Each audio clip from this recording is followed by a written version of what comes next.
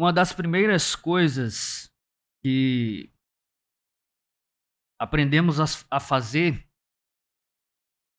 isso desde a mais tenra idade, é como quebrar a nossa palavra, como quebrar uma promessa. Todos nós já ouvimos de crianças muito pequenas que estão apenas começando a falar, começarem a aprender a quebrar suas promessas, não é? Eu prometo, se você fizer isso, ou se você me der aquilo, ou qualquer outra coisa que as crianças imploram, né? Elas têm, pode-se assim dizer, uma tendência quase que natural a não cumprir a sua palavra, a não cumprir as suas promessas, né? E nós, os pais, aprendemos isso desde cedo. Uma criança promete que, se receber um determinado privilégio, nunca, jamais fará aquela coisa errada novamente. Ou que sempre fará as suas tarefas se ganhar aquele presente. E os pais, nós, os pais, aprendemos que essas promessas vão e vêm muito rapidamente. Qual criança nunca prometeu limpar seu quarto pelo resto da vida se ganhar aquele videogame ou determinado presente? Ou qual adolescente nunca prometeu estar em casa antes do horário combinado desta vez e nunca mais quebrar essa regra? Eu quebrei muitas vezes essa regra quando adolescente e prometi muitas vezes a mesma promessa.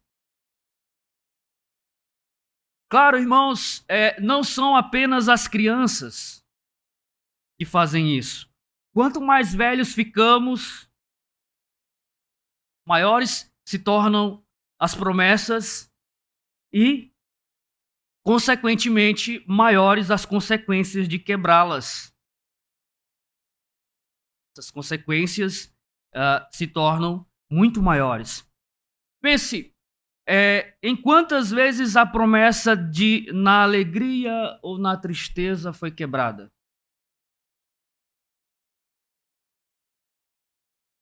Portanto, irmãos, é compreensível o porquê ficamos um pouco céticos ou descrentes em relação às pessoas cumprirem a sua palavra, as pessoas cumprirem as suas promessas. É compreensível porque duvidamos da capacidade de alguém manter uma promessa. Porque nós temos visto, nós nos acostumamos a ver promessas sendo quebradas, usando um termo bem da nossa linguagem, a torto e a direito. As pessoas não cumprem mais a sua palavra. É por isso que nasceram os contratos, né? Para obrigar as pessoas a cumprir as suas promessas. Porém, a Bíblia, a palavra do Senhor nos diz: seja, porém, a tua palavra sim, sim e não, não. Lá em Mateus 5, verso 37. Em outras palavras, o que Mateus está nos instruindo aqui? Seja honesto. Seja honesto. Se você disser que vai fazer, faça. Se você disser que não vai fazer, não faça. Mas o sim, sim e o não, não nos nossos dias não basta mais. É como se nós tivéssemos que acumular todos os tipos de reforços. Eu prometo, eu juro, para que as pessoas deem algum crédito à nossa palavra, à nossa promessa. Por quê? Porque nós nos acostumamos tão rotineiramente com promessas sendo quebradas. O simples fato de dizermos que vamos fazer algo ou até mesmo prometermos fazer algo, já não impressiona muito mais as pessoas. Por isso nós nos tornamos céticos, descrentes em relação a isso. E eu me pergunto, e deixo essa pergunta também para os irmãos, será que esse ceticismo, essa descrença não tem se estendido à forma como nós pensamos sobre Deus e a sua vontade? Ou a sua capacidade de cumprir as suas promessas?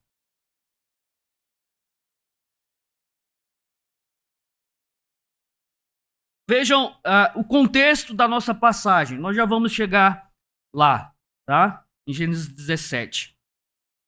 Nós estamos numa passagem das Escrituras que trata da aliança de Deus com Abraão. Aqui ainda Abrão, né? Mas logo passará a ser Abraão. A grande aliança eterna da graça. Então, ela foi anunciada a primeira vez a Abrão no capítulo 12, lá em Gênesis 12.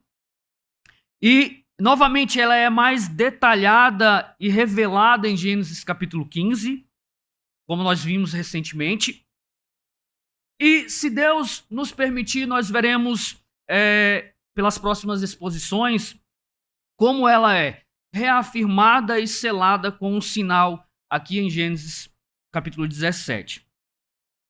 E, pelo resto da história da redenção, esse tema da promessa e do cumprimento é mantido. Deus faz uma promessa e depois cumpre essa promessa. Então, podemos dizer que a estrutura da Bíblia é construída em torno disto. Essa ideia de aliança, de promessa e cumprimento. Isso se torna uma espécie de viga de aço que sustenta o restante das Escrituras. Aliança, promessa e cumprimento. Porque a partir desse ponto, Gênesis 17, a Bíblia está contando como Deus cumprirá a promessa que está fazendo a Abraão. E como essa promessa é finalmente cumprida em Jesus Cristo. Então, a partir de Gênesis 17, nós começamos a ver esta parte da história sendo contada.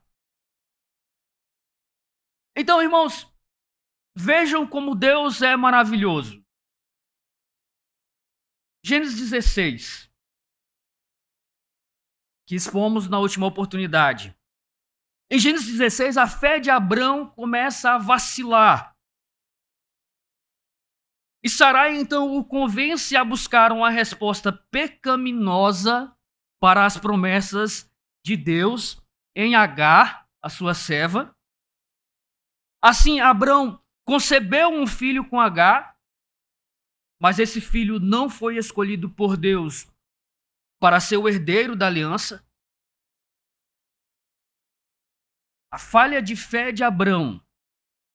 Vejam, repito, como Deus é maravilhoso. É exatamente a falha de fé de Abrão, é exatamente o pecado cometido que estabelece o contexto para a nossa passagem desta manhã. Então vejamos Gênesis capítulo 17. Vamos ler os 8 primeiros versículos.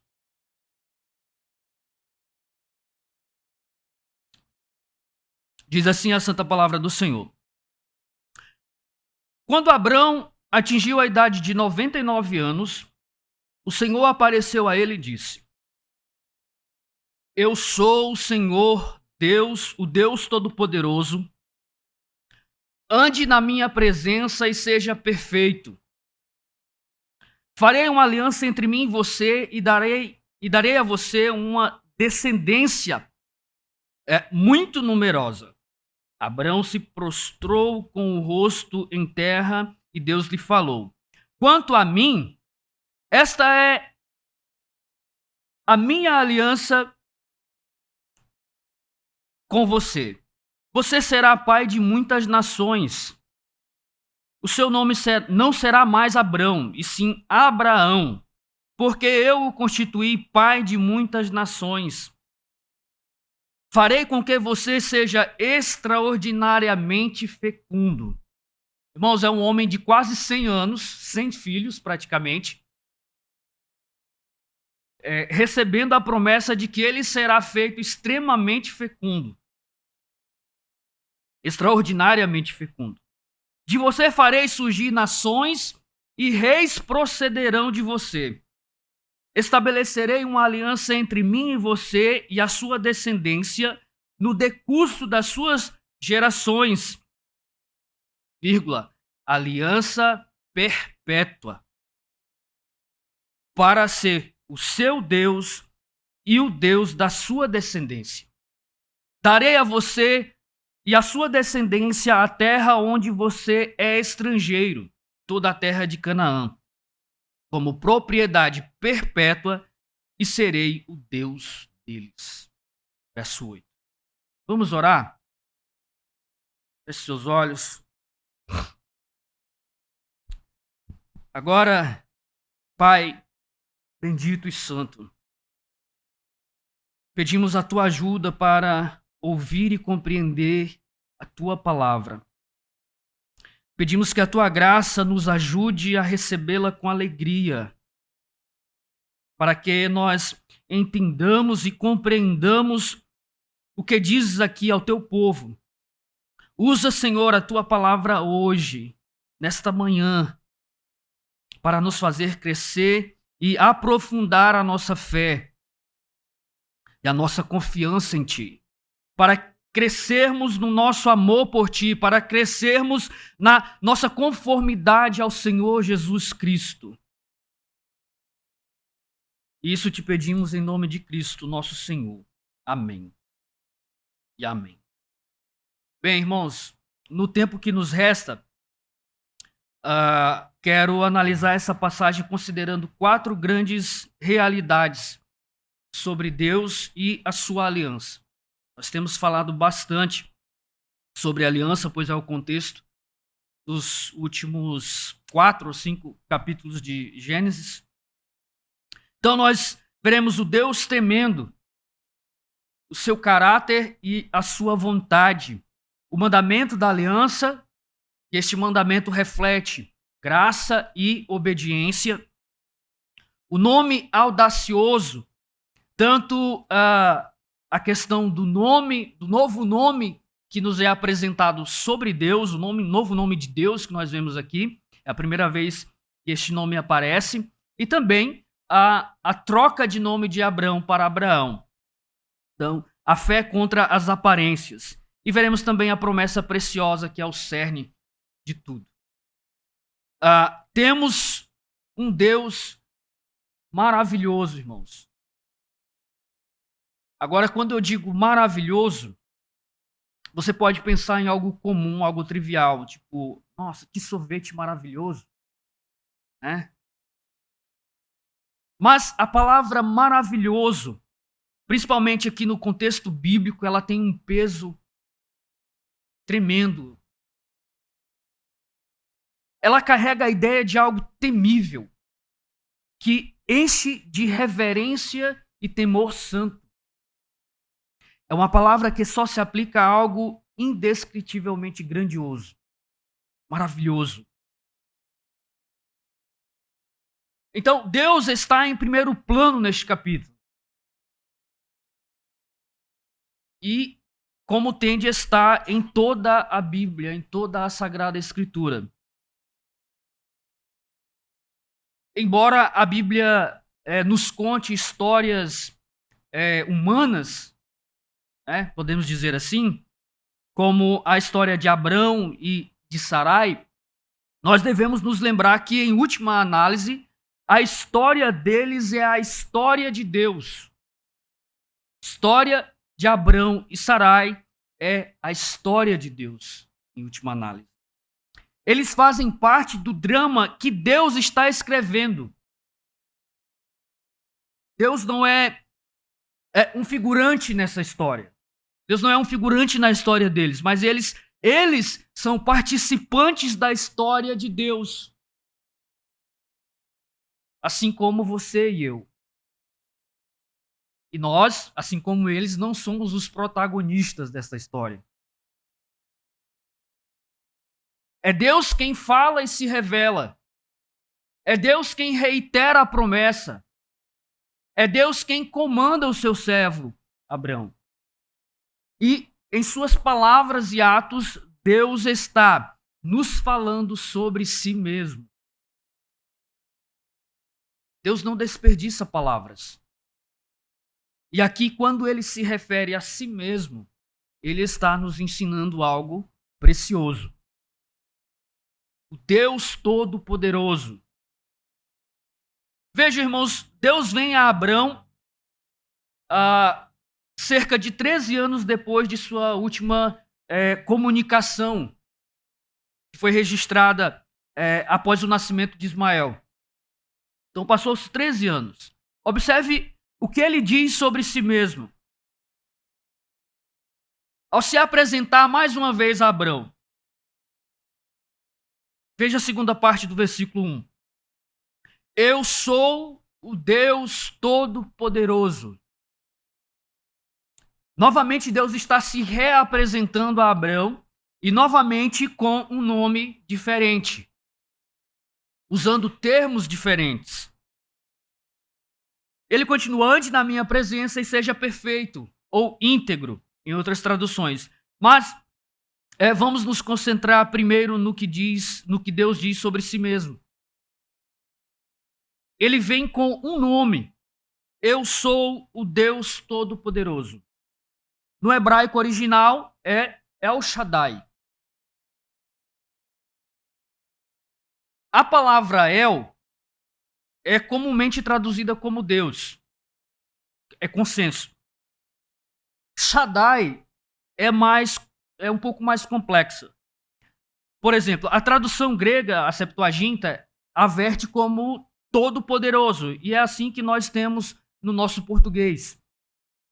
Certo? Mas alguns estudiosos sugerem uma ligação com montanha, significando algo como Deus da montanha ou Deus da rocha. Claro, não vamos relacionar isso no sentido pagão. Deus da montanha, a montanha é um Deus, não é isso. Né?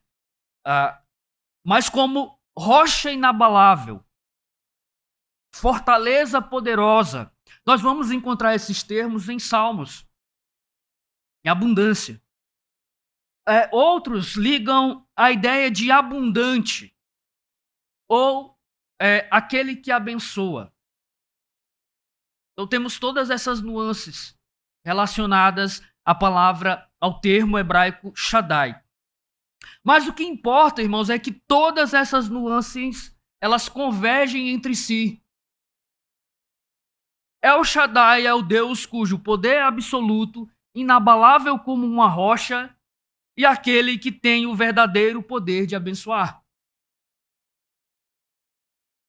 Então todas as nuances, os significados possíveis convergem entre si.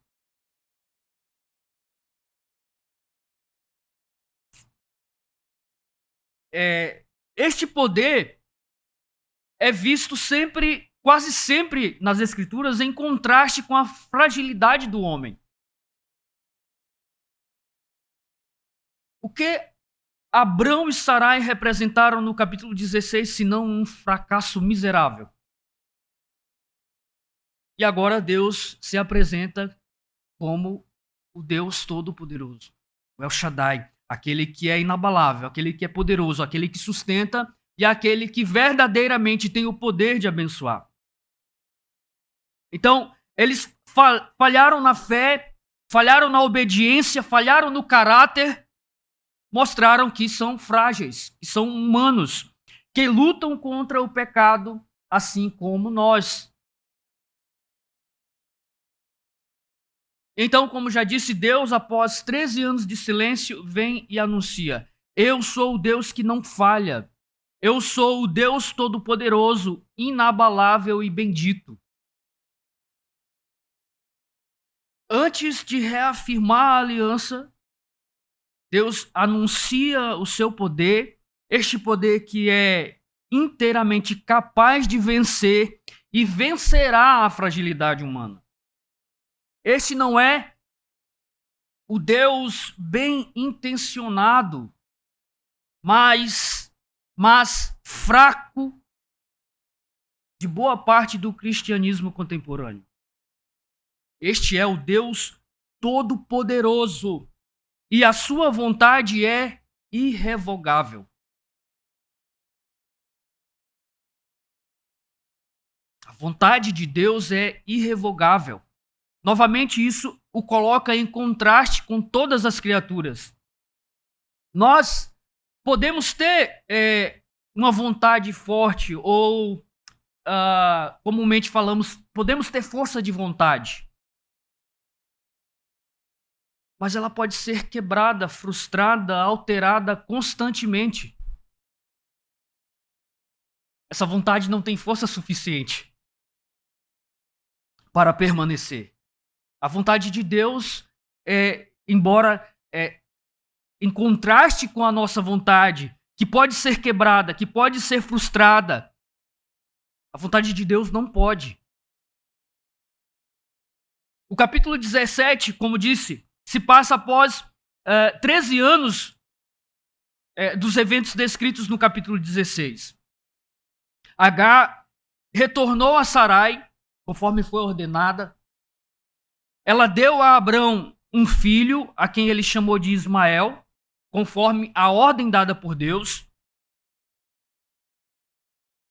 Então, na época dos eventos descritos no capítulo 17, irmãos, Ismael já poderia ser considerado um jovem moço, 13 anos. E nós não encontramos, não há relatos de Abrão continuar insistindo e desejando um filho com Sarai. Não aparece. Agora que ele tem um filho com Agar, de que ele adiantaria se apegar a um sonho que não pode se realizar nesse momento? Sendo Sarai duplamente estéril, devido à sua idade avançada. E ele já com quase 100 anos de idade. Então parece que Abrão se conformou, se contentou com o filho que não era o filho da aliança, que não era o filho da promessa. Mas Deus nunca tem pressa. Sua vontade é irrevogável, independente da passagem do tempo ou da mudança das circunstâncias humanas. O programa de assistência à soberania que foi iniciado por Sarai e Abrão no capítulo 16 não alterou os planos de Deus. Então é verdade que Ismael é filho de Abrão, mas ele não é o filho da aliança. Porque Deus não altera a sua vontade para se adequar ao pecado, à decepção ou à impaciência humana. Assim como Deus anunciou anteriormente, a semente justa virá da estéril.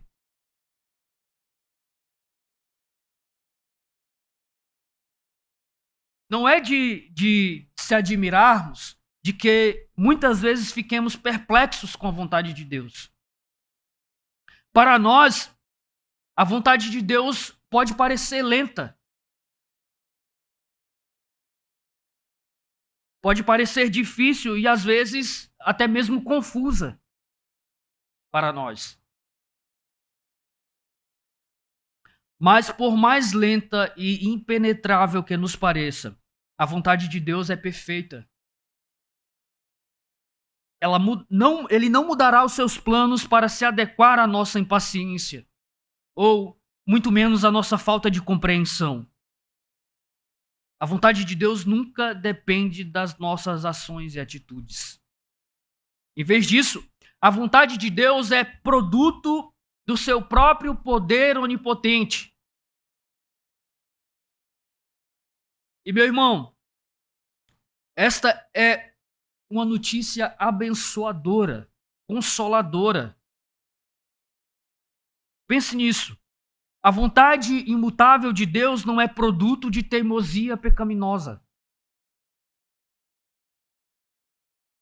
mas é uma obstinação santa, uma obstinação perfeita. E é nessa obstinação santa que a nossa esperança está ancorada.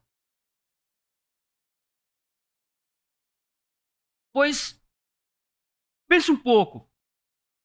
Se Deus não fosse santo e soberanamente obstinado, onde estaria a nossa esperança? Se a sua vontade pudesse mudar? Como poderíamos saber que Ele nos amará amanhã como nos ama hoje? Se a sua vontade pudesse mudar? Em vez disso, nós podemos olhar com segurança para as suas promessas, porque a sua vontade é inabalável. Não muda conforme as circunstâncias. Porque Ele é o próprio Deus, Ele é o Deus Todo-Poderoso, a rocha que não pode ser movida. E graças a Deus por isso. Porque se a vontade de Deus fosse apenas um pouco volátil, como as nossas vontades, como são as nossas vontades, você pode imaginar o caos que seria as nossas vidas?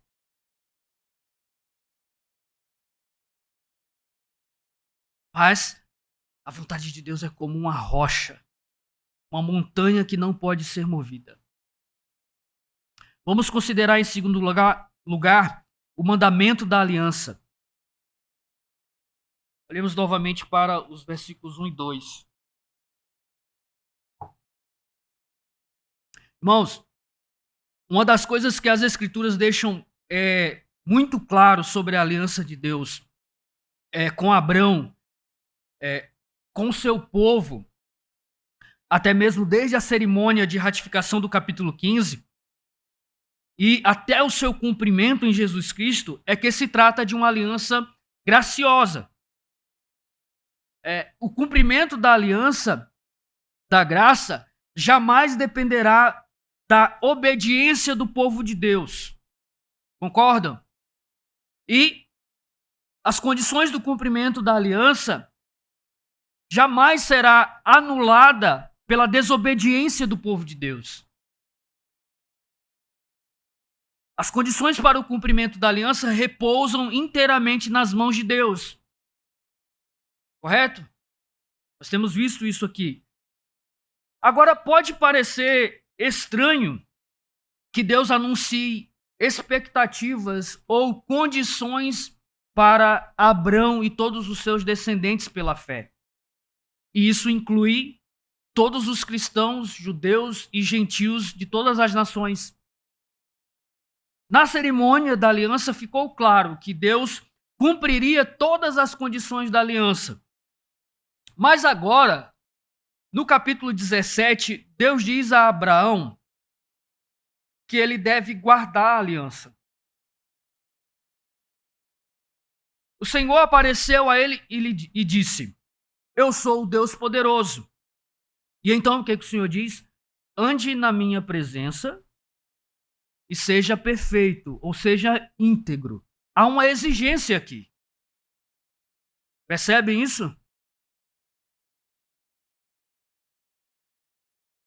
E eu farei o meu pacto, a minha aliança entre mim e você, desde que você ande na minha presença e seja íntegro.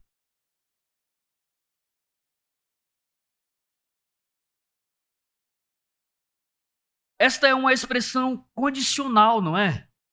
Observe, ande na minha presença e seja íntegro. Uma expressão condicional. Deus disse a Abraão que ele deveria andar diante dele em obediência para que pudesse fazer a sua aliança com ele. Agora isso soa como se Deus estivesse inserindo uma exigência de justiça pelas obras em sua aliança da graça?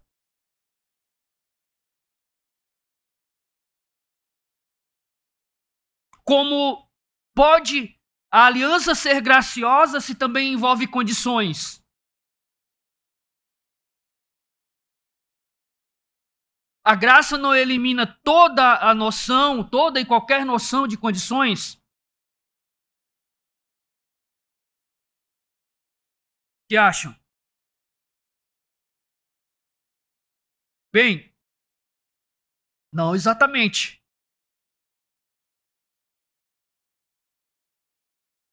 Porque depende de que tipo de condições nós estamos falando. Tá, mas eleição incondicional.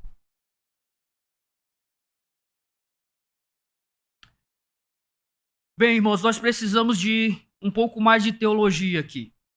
Claro que nós temos sido teológicos o tempo todo, mas eu quero apresentar dois termos: condições meritórias e condições necessárias. Irmãos, já leram, já estudaram, ouviram algo parecido com isso, sobre isso? Condições meritórias e condições necessárias. Os teólogos distinguem entre estas duas condições. Mas uma condição meritória é aquela que garante uma recompensa porque você mereceu. Faça isso e receba aquilo como pagamento. Certo? Essa é uma condição meritória. Era nisso que se baseava a aliança das obras com Adão. Mas esse tipo de condição anularia a graça. Uma condição meritória não pode ser harmonizada com a graça.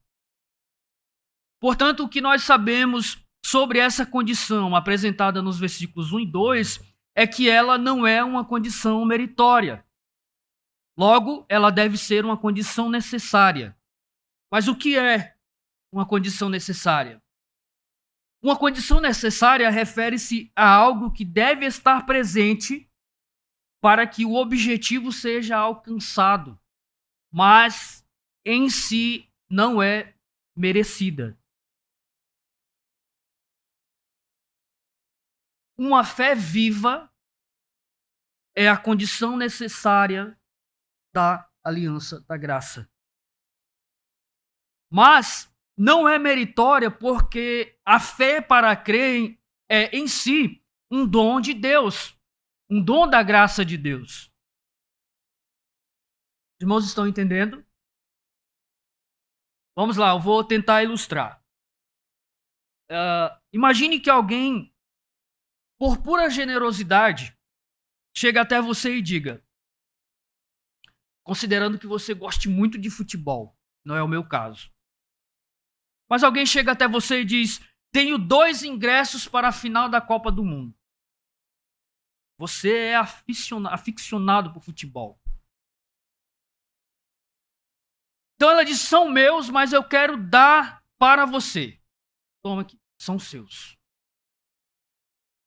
Você, é claro, fica, no mínimo, extremamente agradecido.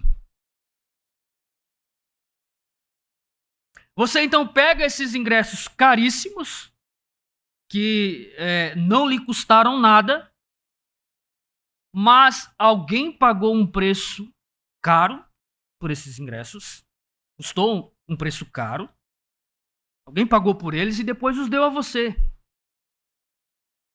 E então você vai ao estádio e ao chegar na portaria o segurança diz, epa, você não pode entrar sem ingressos. E você abre aquele sorriso. Ah, mas eu tenho.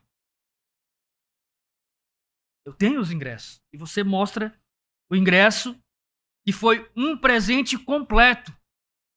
E então entra. O ingresso, irmãos, era uma condição necessária para entrar.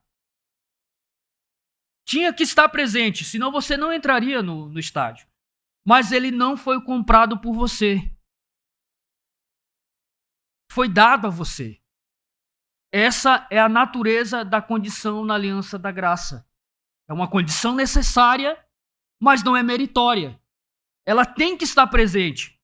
A fé tem que estar presente. A obediência tem que estar presente.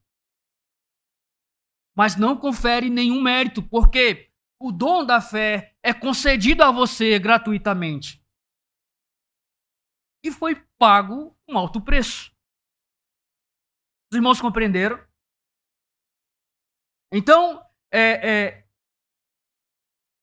essa é a condição necessária, mas não meritória. Como disse, a fé viva, ela é um dom gratuito de Deus que nos coloca numa condicional de obediência. Então, o que nos é anunciado no Novo Testamento, lá em Atos 16, verso 31? Creia no Senhor Jesus Cristo e você será salvo. Crer é a condição necessária. Mas isso significa que merecemos a salvação porque cremos? Não, porque, como disse, até mesmo a fé para crer é um dom de Deus. E Efésios 2, 8, 9 deixa isso claro, muito claro. O que está escrito? Pois é pela graça que vocês são salvos, mediante a fé. E ele continua, isso não vem de vocês, é dom de Deus. E não de obras, para que ninguém se glorie. Totalmente gratuita, graciosa. O que é dom? O que é o dom aqui? A própria fé. Nós não podemos nos atribuir o mérito nem mesmo da nossa fé. Em Gênesis 15, verso 6, nós vemos este princípio em ação. Abraão creu no Senhor e isso lhe foi imputado como justiça. Esta é a pedra angular da salvação em toda a Escritura. Esta é a distinção vital entre a aliança das obras que Deus fez com Adão e esta aliança eterna da graça que ele fez com Abraão e a sua descendência. Mas a aliança das obras dependia da obediência perfeita de Adão. A aliança com Abraão depende inteiramente da graça de Deus. Na aliança da graça devemos crer na promessa que Deus nos entregou, de que ele salvará todo aquele que nele confia. Na aliança da graça é pela fé que os pecadores são declarados justos. E certamente, irmãos, a fé que justifica os pecadores é uma fé viva. É uma fé que, como falei, nos coloca numa condicional. Uma fé que produz frutos. Uma fé que deseja andar com Ele, que deseja andar em obediência, com obediência diante do Senhor. É uma fé que confere uma vida que se torna progressivamente mais e mais semelhante à imagem de Cristo. Então, quando Deus chama Abraão, e através de Abraão, todos nós que descendemos dele pela fé, a andarmos com ele, a sermos obedientes a ele, isso não viola em nenhum momento o fato de que esta aliança é pela graça, que é inteiramente graciosa. Quando Deus, por exemplo, gerações após, depois de Abraão, ele conduziu seu povo sob a liderança de Moisés para fora do Egito.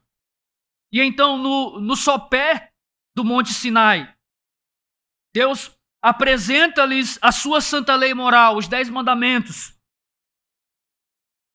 E ele o faz isso com a plena expectativa de que eles andariam com ele, que suas vidas seriam conformadas à moralidade refletida em sua lei, os 10 mandamentos. Ele os chamou para obedecer aos seus mandamentos, mas somente depois de salvá-los. Somente depois de libertá-los. Você entende? Antes de exigir algo do seu povo, antes de exigir algo de nós, Deus entrega aquilo que ele vai nos exigir para que nós possamos devolvê-lo. Primeiro, Deus os capacita à obediência para depois exigir tal obediência. Então, primeiro, Deus os salva, os liberta, os renova, vivifica, coloca neles o espírito de vida, para que assim eles possam obedecer à sua santa lei, aos seus mandamentos.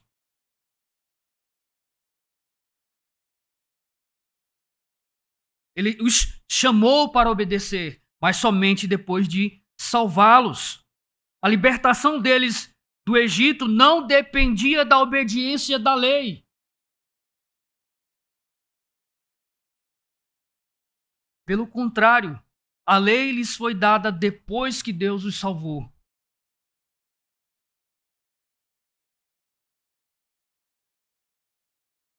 Isso é maravilhoso porque somente após nós sermos salvos, somente após nós sermos libertados do cativeiro, é que nós vamos vir a ter a compreensão, o entendimento de que os mandamentos do Senhor não são pesados para nós.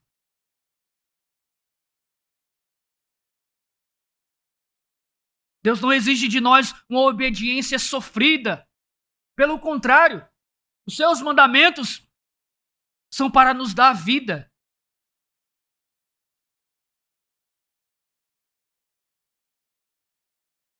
E da mesma forma, Deus nos chama para andar diante dele, para sermos obedientes a ele, depois que ele nos salva inteiramente pela graça.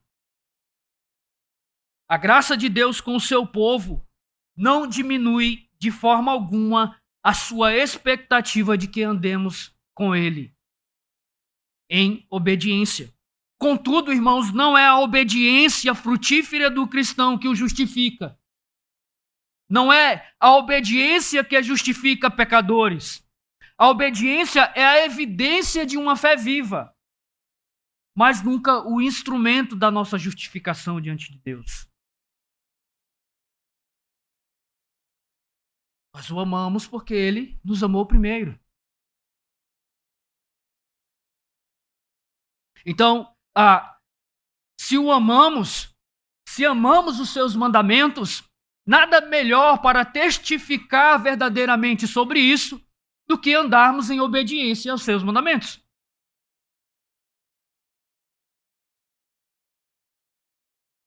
Como muito bem disse certo escritor, abre aspas, a fé é a mão vazia que recebe as bênçãos de Deus, não a mão ocupada que as conquistou. A fé é a mão vazia que recebe as bênçãos de Deus, não a mão ocupada que as conquistou. Portanto, nós precisamos evitar 2 erros, irmãos. O legalismo, que é achar que nossa obediência nos torna aceitáveis a Deus, aceitáveis diante de Deus, e a licenciosidade, que é achar que a graça nos liberta para a desobediência, para pecar. E pasmem, há muitos que se dizem cristãos que pensam desta maneira.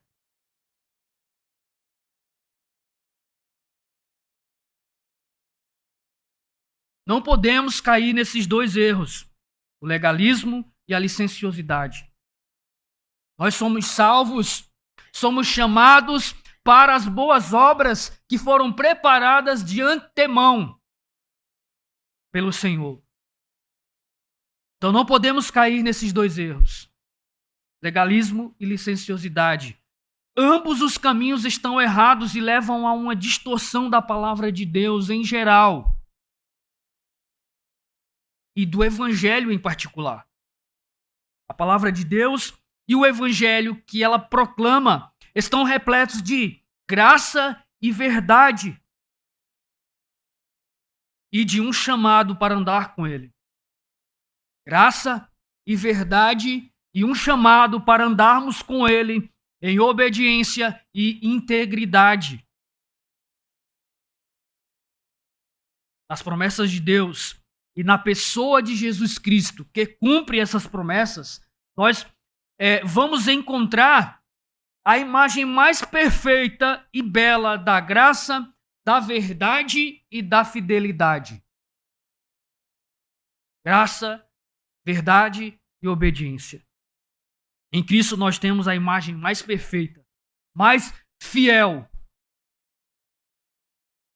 destas três coisas: graça, verdade e obediência.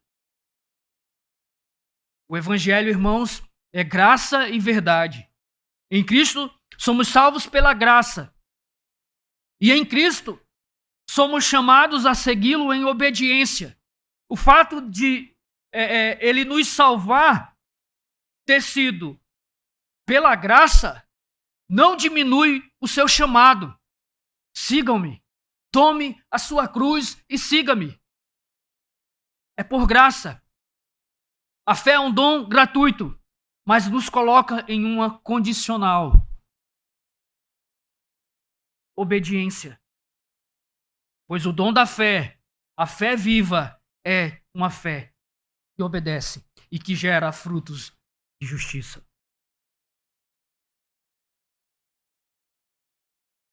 Sigamos ao Senhor com integridade e obediência.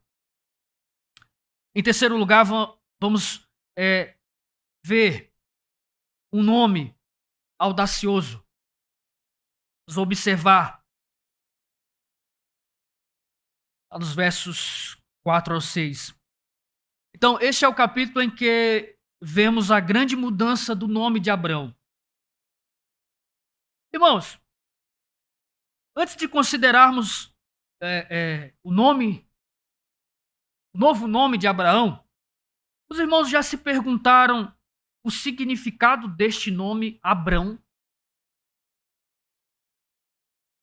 O significado de Abraão é largamente conhecido e difundido, né? Agora, Abrão.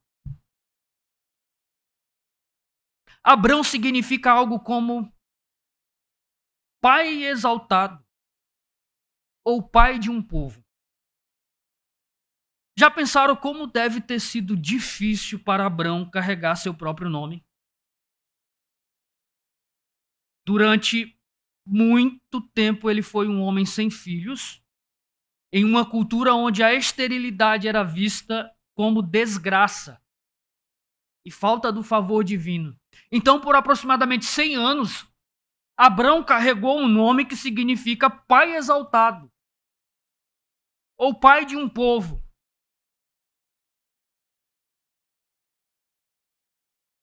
Consegue imaginar-se lá em Ur dos Caldeus, durante todos os seus anos como um adulto plenamente formado, com uma esposa estéril, sem filhos, e o seu nome significando pai de muitas pessoas? Irmãos, no contexto que nós estamos falando, o nome das pessoas era muito importante. Significava muito carregar um nome. Não era uma coisa banal que não se dava muita importância.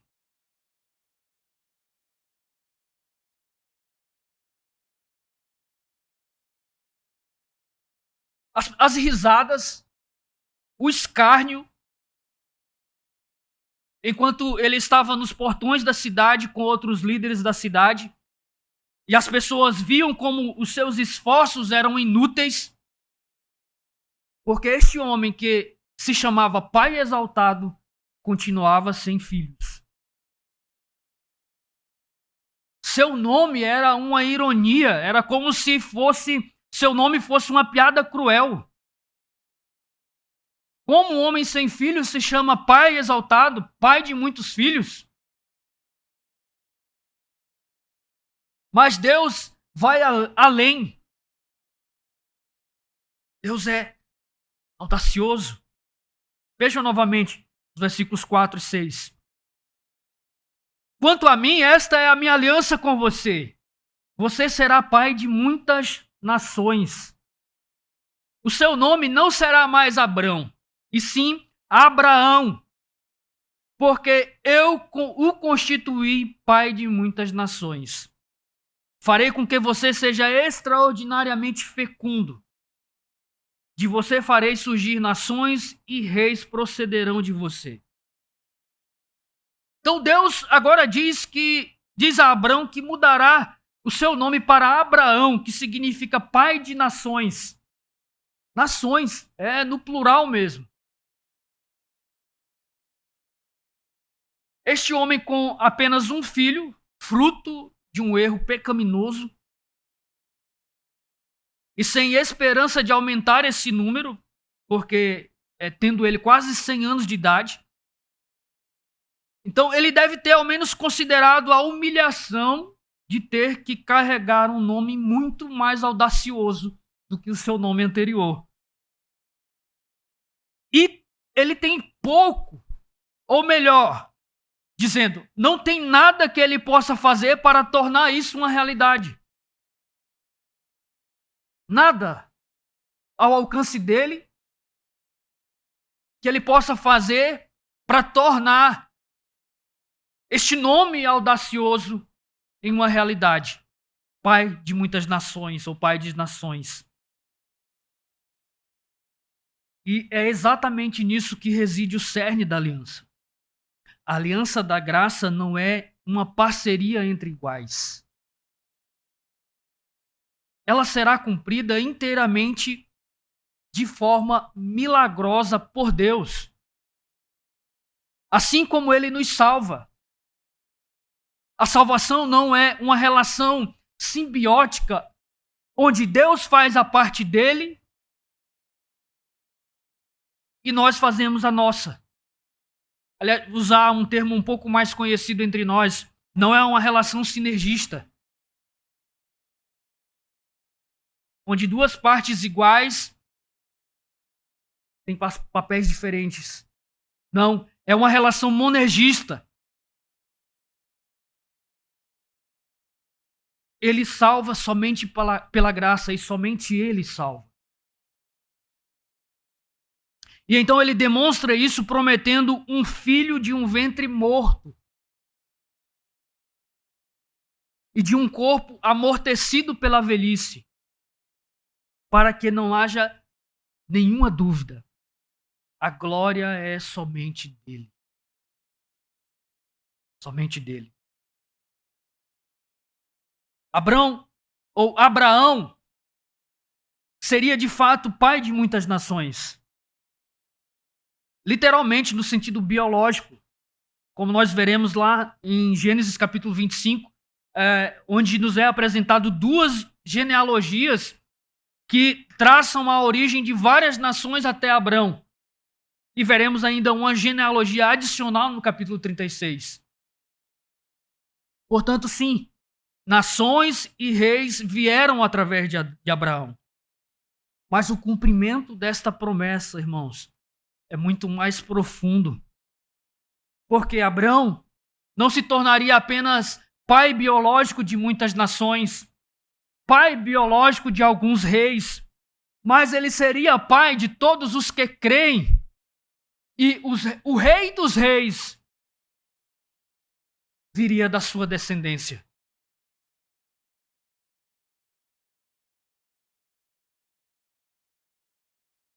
Em última análise, Abrão ser o pai das nações ou de muitas nações não é o ponto principal. O ponto por trás dessa promessa de Deus, em um sentido mais profundo, real e espiritual, Abrão será pai de todos os fiéis, de todos aqueles que, como ele, crerem na promessa de Deus e olharem para o Cristo, o Messias, o Redentor, Essas pessoas dentre todas as nações da terra que olharão para Cristo. Conforme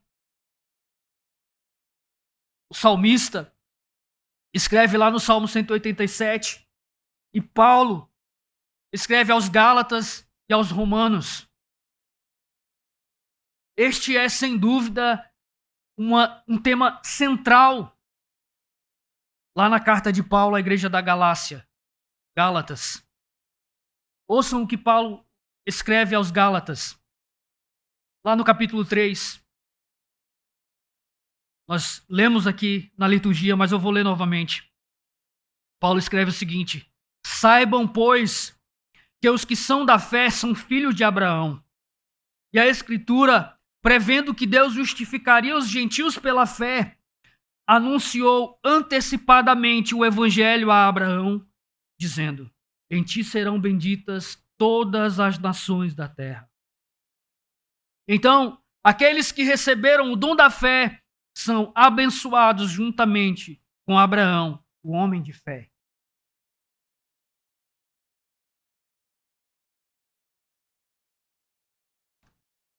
Agora, não quero que vocês percam o que Paulo diz aqui em Gálatas, capítulo 3, e versículos 7 a 9. Porque aqui mesmo, irmãos, ali mesmo, no versículo 8, Paulo diz que o que está acontecendo em Gênesis capítulo 12, 15 e 17 é a pregação do evangelho. O que está acontecendo nos capítulos 12, 15 e 17 é a pregação do evangelho. Quando Deus proclama sua aliança com Abraão, para fazer de Abraão uma grande nação dentre todas as nações, esse é o evangelho sendo pregado. Deus está dizendo: vou trazer a salvação através da sua descendência, através de um descendente seu. Uma salvação que alcançará homens e mulheres de todos os povos da terra, judeus, gentios e gentios igualmente. Abraão,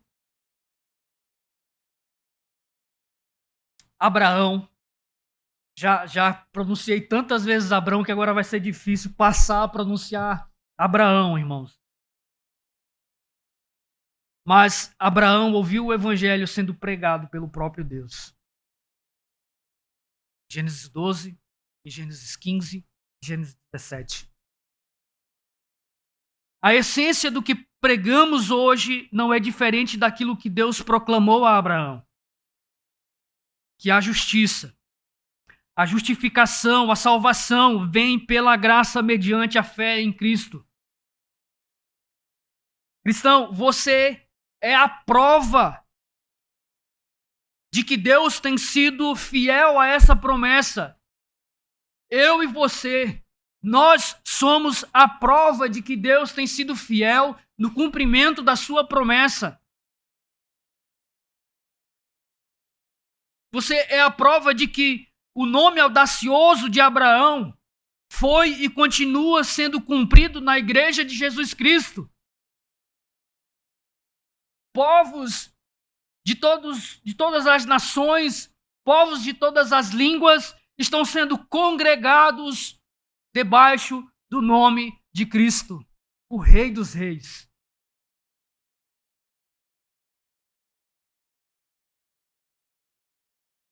Bem, finalmente isso nos leva a uma promessa preciosa.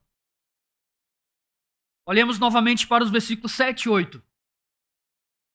Estabelecerei a minha aliança, por aliança perpétua, para ser o seu Deus e o Deus da sua descendência depois de você, e serei o seu Deus. Cerca de 2000 anos depois, no dia de Pentecoste, o apóstolo Pedro, cheio do Espírito Santo, pregou a uma multidão de judeus e ele disse: pois a promessa é para vocês, para os seus filhos e para todos os que estão longe, para todos quantos o Senhor nosso chamar. Atos 2:39. Irmãos, aqueles judeus, aquela multidão que estava presente sabia exatamente a que promessa Pedro se referia. Era esta promessa de Gênesis 17, agora cumprida na morte e ressurreição de Jesus Cristo. É a mesma aliança, a mesma promessa feita a Abraão e seus filhos. Para você, para seus filhos e para todos os que o Senhor chamar. Povo, lugar e presença. Essa promessa envolve 3 bênçãos fundamentais que nós já vimos aqui antes numa outra exposição. Um povo. Serei o Deus da sua descendência. Deus fará para si um povo através de Abraão, e em Cristo você faz parte desse povo. Um lugar. Darei a terra de Canaã. E isso aponta, irmãos, em última análise, para a nova criação, nosso lar eterno. E sua presença. E serei o seu Deus. Esta é a maior de todas as bênçãos. E eu quero que vocês vejam como isso é maravilhoso. Como isso é precioso. Porque Deus usa um termo possessivo aqui. E se coloca em posição de dizer: eu serei o seu Deus. Eu serei o Deus deles.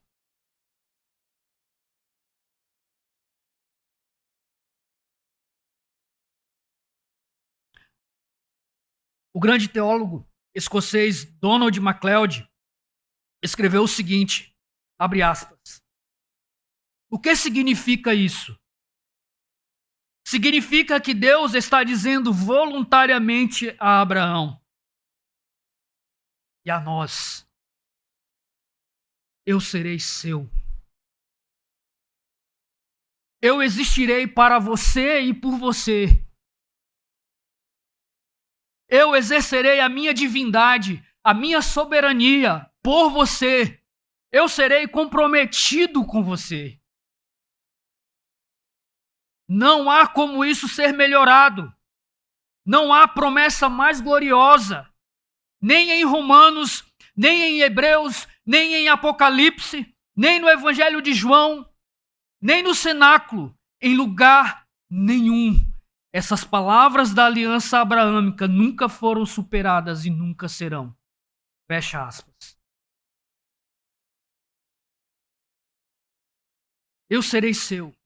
Eu existirei por você e para você. E exercerei a minha divindade, a minha soberania, o meu poder para o bem daqueles que me amam. Não é que nós possuamos Deus como os pagãos que possuem os seus ídolos e que podem ser movidos de um lugar para o outro. Não é isso. É que ele se dá a nós e nos toma por sua possessão. Ele se compromete conosco. Ele coloca todo o seu ser, todo o seu poder, toda a sua fidelidade a nosso favor e para o nosso bem eterno. E tudo isso, irmãos, ele o faz sem termos nós mérito algum, merecimento algum. Não há nada em nós que o fizesse nos amar. Mas por graça, por misericórdia e por ele ser um Deus amoroso, ele se compromete conosco. Ele coloca todo o seu ser, todo o seu poder e toda a sua fidelidade a nosso favor. Se Deus é por nós, quem será contra nós?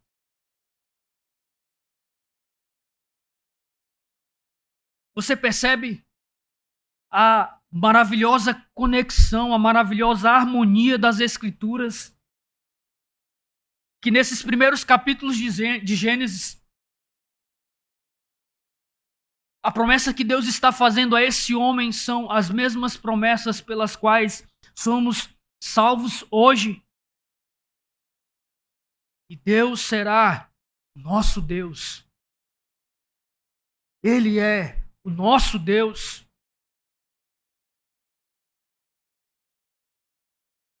E nós somos a nação entre as nações.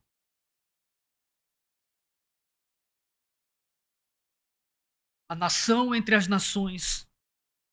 O povo escolhido.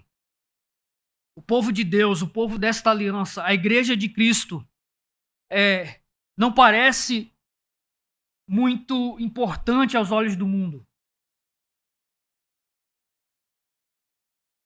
Essa é a realidade. Não temos um território único, não temos um exército poderoso, não temos um tesouro nacional. Estamos espalhados por todo o mundo. Algumas nações têm o maior território, outras a maior população, outras a maior riqueza, outras o maior exército. E nós, a nação entre as nações, o que temos? Em comparação a tudo isso, irmãos, parecemos fracos e pequenos. Mas nós temos algo que nenhuma nação, nenhum império, nenhum tesouro terreno pode oferecer. Temos a Deus. El Shaddai, o Deus Todo-Poderoso, a rocha inabalável, é o nosso Deus. A promessa é para nós. Somos o povo da aliança, o povo da graça de Deus, o produto da sua misericórdia. E o que temos é mais precioso de qualquer outra coisa. Sua vontade não pode ser mudada. Sua promessa é eterna. E Ele nos garante um povo, um lugar e, acima de tudo, a sua presença para sempre. Graças a Deus. Amém. Vamos nos colocar de pé.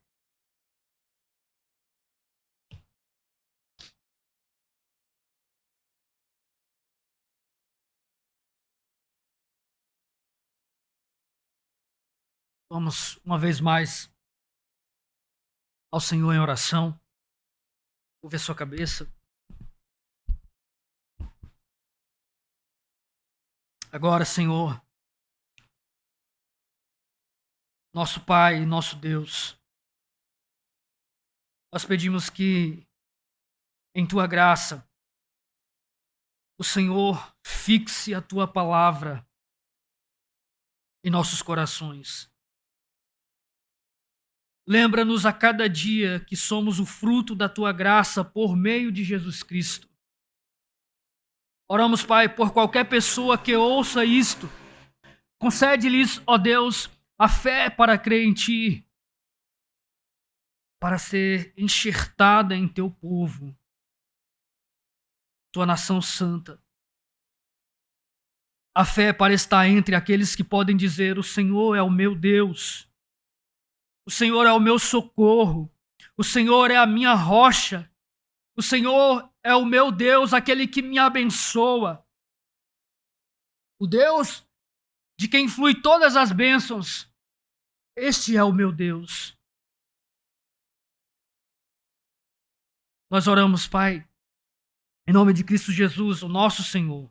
Amém e amém.